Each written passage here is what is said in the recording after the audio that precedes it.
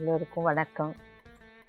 சிவராத்திரி மகிமையை பற்றி சிறிது சிந்திக்கலான்னு இருக்கோம்மா.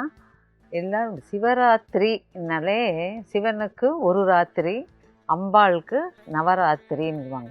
இந்த சிவராத்திரி என்பது எப்படி வந்தது, சிவன் ராத்திரி என்றால் என்ன என்பதை நாம் கொஞ்சம் சிறிதளவு சிந்திக்கலாம். சிவராத்திரின்றத அந்த விரதத்தை நாம் மேற்கொண்டால் இம்மை பலன்களையும் மறுமை பலன்களையும் செய்த பாவங்களுக்கு விமோச்சனமாகவும் இந்த பலன் கிடைக்கும். நம்ம சிவராத்திரியின் விரதம் இருந்தால் அந்த பலன்கள் கிடைக்கும். இந்த சிவராத்திரி அன்னைக்கு தான் கண்ணப்ப நாயனார் இந்த கண்ணை கொடுத்து, கண்ணப்ப நாயனார் சின்னனார் என்பது அவனுடைய பெயர்.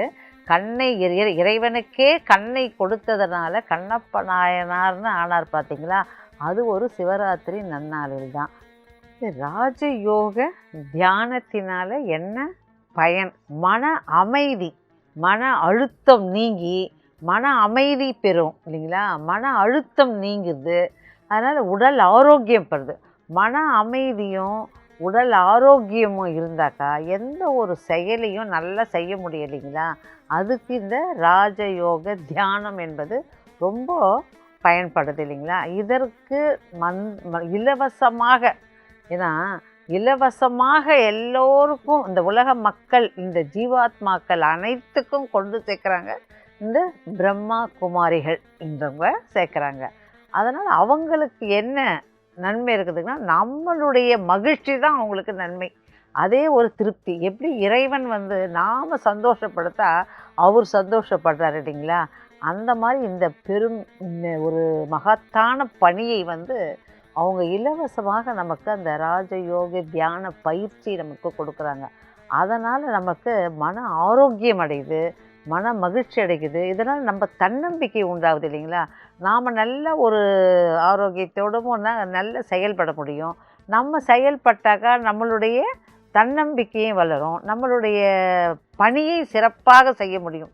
இந்த சிறப்பாக செய்தால் ஒரு வெற்றி கிடைக்கும் பாருங்கள். அந்த வெற்றி நம்மளுக்கு கிடைச்சாலே வாழ்க்கையில் மகிழ்ச்சி. இந்த ராஜயோக தியானத்தினால இந்த தியானம் கரும்பு தின்ன கூலியாக வேணுங்க. அதை இலவசமாக அவங்க செய்கிறாங்க. ஒரு பெரிய பிரம்மாண்டமான ஒரு கட்டுக்கோப்போடு அந்த ஒரு ஏரியாவுக்கும் ஒரு பிரம்மா குமாரிகள் அமைப்பு வைத்து உலகெங்கும் உள்ள ஜீவாத்மாக்கள் அனைவரும் இந்த நலனை பெறணும். பிரம்மா குமாரிகள் என்ற அந்த ஒரு அமைப்பானது அவங்க செயல்படுறாங்க. உலகம் முழுவதும், இங்கு மட்டும் இல்லாத உலகம் முழுவதுமே அவங்க செயல்படுறாங்க.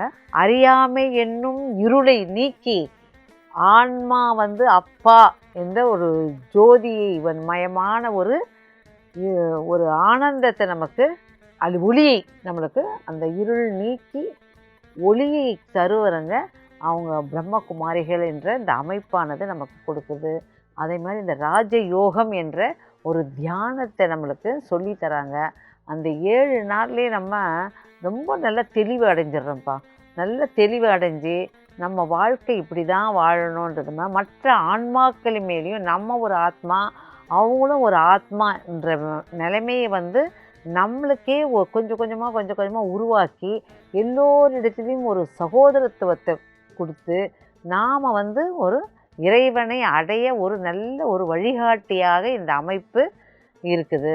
அதனால் இந்த ராஜயோக தியானம் மக்களுக்கு மிகுந்த பயனை கொடுக்குது.